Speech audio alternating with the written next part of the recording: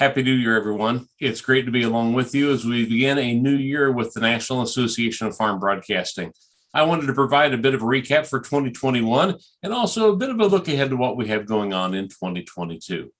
The most recent event that NAFB had, of course, was the convention in Kansas City back in November. We had nearly 700 members and guests who were part of this year's convention, with a great lineup of convention sponsors as well as trade talk exhibitors. I want to thank everyone that was involved there. Also, a great lineup of speakers. Spencer Chase did a great job putting our convention together, and we're thrilled once again to have the Secretary of Agriculture with us at this year's event. Sponsorship and trade talk renewals for 2022 are already underway. If you've not heard from our events manager, Mike Lysick, make sure that you touch base with us here at the NAFB office. And I need to tell you, Joe Gill has already put together some options for convention themes looking ahead this year, and he's already started on some programming ideas. So plans are well underway for NAFB Convention 2022. Financials are one of the areas that I always like to hit upon. And I'd like to share that as we closed out 2021, we're still waiting for some final figures from our CPA. But I want to remind you that on our website, nafb.com, in the About section, if you're logged in, you will see a page about financials, and you can access our financial updates there each quarter, as well as the IRS 990s. The Independent Accountants Review is also available on that tab on the NAFB website. Our investments that we did with Edward Jones had a great year of gains, over 17.5% gain last year on those investments that were in place. Thanks to Gene Millard for the job that he does working with our Edward Jones agent to make sure that the NAFB is well positioned on and being a part of that marketplace. Our NAFB properties, we've got just a little over 3 years left on the loan for this building, and we have all of our occupants in place except for one. We lost the dentist. She had added a family member to her practice and expanded the size of her footprint, so we're looking for a new tenant there.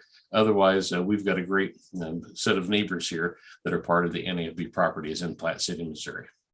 And I'd invite anyone, by the way, to stop by and see the NAFB office if they're passing through. If you fly into Kansas City Airport, we're less than 10 minutes away from the airport, so give us a call and make that trip. Well, despite COVID, our trade show involvement was actually good in 2021. NAMA pushed back their meeting a few months. That was held in Kansas City, and we were tickled with the crowd that came in there. They had a lot of 11th hour registrations and made for a really good meeting that they held this summer in Kansas City. And then the National Cattlemen's Beef Association Convention and Trade Show was pushed back to Nashville in August. And we had probably one of the best NCBA conventions that we'd ever had as far as being an exhibitor, with the opportunity to meet a lot of cattlemen and cattlewomen from throughout the country. We also held our agribusiness luncheon in Kansas City in conjunction with the tail end of the summer NAMA meeting. And we're thankful to Greg Krissick for being our agribusiness luncheon speaker this year. We have 3 waves of the research that is already complete, and we're nearly to the point where the 4th wave of that research is being wrapped up from our good friends and partner at Aimpoint Research. It continues to provide a great proof that farm broadcasting is an important part of farmers and ranchers and just radio listeners' everyday lives. Farm broadcasting is important, and farm broadcasters are highly regarded whenever they are surveyed in this report. Farm broadcasters always come back with great marks on being timely, on being accurate, and on the scenes with things that are taking place. That final report, by the way, should be coming out here in the next month or 6 weeks. We'll be doing a webinar whenever that report is released. Our communications efforts continued strong in 2021 with Erring on the Side of Agriculture. Larry Quinn did announce his retirement at the end of last year, and so we're looking for some folks who would like to be contributors to the Erring on the Side of Agriculture newsletter. I'm going to have one of those out for you here this month and continuing that tradition that we've had in place since 2013. If you're interested in writing some articles, please contact Erin Nash here at the NAB staff and visit with her about the possibility of writing an article or 2 for each month's edition of Erring on the Side of Agriculture. We'll also continue with eChats. That's been very popular amongst our members. Mike Adams does a great job with that Where Are They Now audio column that's a part of the eChats feature each month. Hope that you enjoy that and keep on tuning in for those. And we did 146 Meet member profiles in 2021. We're going to slow down the pace of those some this year and see how that continues to run on its course. But that's been a great way to meet NAFB members, is through that Meet a Member profiles that have been in place. The NAFB News Service had over 1,500 stories that were submitted or completed last year. That's an incredible amount of numbers. And here's the breakdown. 535 of those contributions came in from farm broadcasters. 532 of those came from our industry partners. We had 188 stories that were generated by the NAFB News Service staff, and then 250 editions of National Ag News out of Washington, D.C. We continue to have stringers in Washington, D.C., as well as our Canadian stringer, and hope that you're able to utilize those reports for broadcasters that are out there.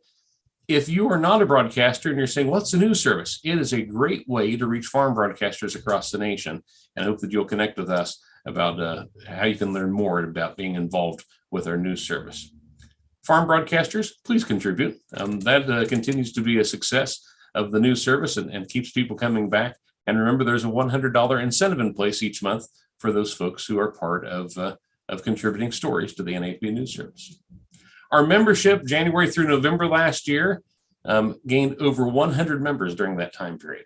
Now, you may remember Joe Guild made the comment he'd like to see 800 members, and we were just about there at convention time. Well, here's the good news. By the end of November, we did have 800 members in place. Membership was a big goal of the board, and especially Joe Gill as he chaired that membership committee. We added in a lot of Allied Industry Council members, several farm broadcasters, and a few Management Sales Council members as well.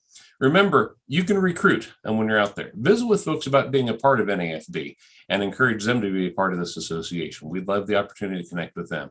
Now, as we do renewals for 2022, that wraps up by the end of the month. We know there will be some folks that are going to retire or going to switch job positions. So we're always in the business, I guess you could say, of getting other folks involved, and hope that you'll see the value in NAFB and share that value with industry partners out there. Looking ahead, it's already a busy 2022. American Farm Bureau Federation Convention. I was delighted to be a part of a panel discussion. Sarah White was one of those who's on the panel in Atlanta this year. We've got the National Cattlemen's Beef Association Convention and Trade Show coming up in Houston at the beginning of February. We'll be involved in that trade show. Hope that you'll stop by the booth if you're going to be attending NCBA convention. Our board meeting is scheduled for February. We've got Commodity Classic in New Orleans. Again, we'll be a part of that trade show. National Ag Day is coming up in Washington, D.C., and there are a bunch of other meetings out there that we're involved in and that our NAFB members that are involved with as well. Hey, if you're at one of those meetings and there's a group of NAFB members, catch a picture, send it our way. Maybe we'll be able to feature it on one of our social media posts or in the eChats newsletter. Plans are already underway for Leadership NAFB, as well as Washington Watch. And as I mentioned, convention planning is underway. Later this year, there's some things I want to bring your attention to. First of all, the NAB Foundation. They have increased the amount that they're going to be offering for internships, both the number of internships as well as those financial dollars that are in place. They're going to offer 15 $3,000 internship grants for member stations and networks. That application will be available online soon. There's an international travel opportunity for farm broadcasters, similar to the Farm Broadcasters and Friends trip that we took to China back in 2018. We hope to get details on that available soon. Continuing education grants are also available from the NAFB Foundation, and that can be up to $1,000. Maybe you've got a class that you'd like to take. Maybe you've got some things that you'd like to do to enhance your career. Check out that application on the NAFB Foundations tab on the NAFB website. And while I'm plugging the NAFB Foundation, their scholarship program is going to offer multiple $7,500 scholarships and one new $10,000 scholarship to college juniors, seniors, and grad school students. If you know students out there that have an interest in ag communications and especially in farm broadcasting, have them apply for that scholarship.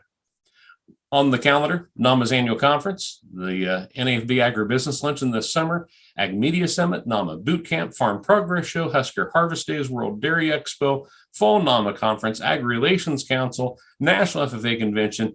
You know what the list is like. There's something going on all throughout the year, and NAFB is involved. And while you're looking at your calendar, mark your calendar for the 79th NAFB Convention.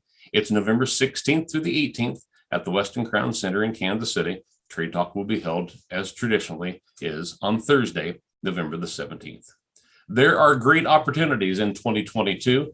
As Spencer Chase said during our business meeting in Kansas City, how do you want to get involved? What blank on that screen has a place where you can put your name in there? We hope that you'll be involved with NAFB in one way or another as we begin this calendar of a new year.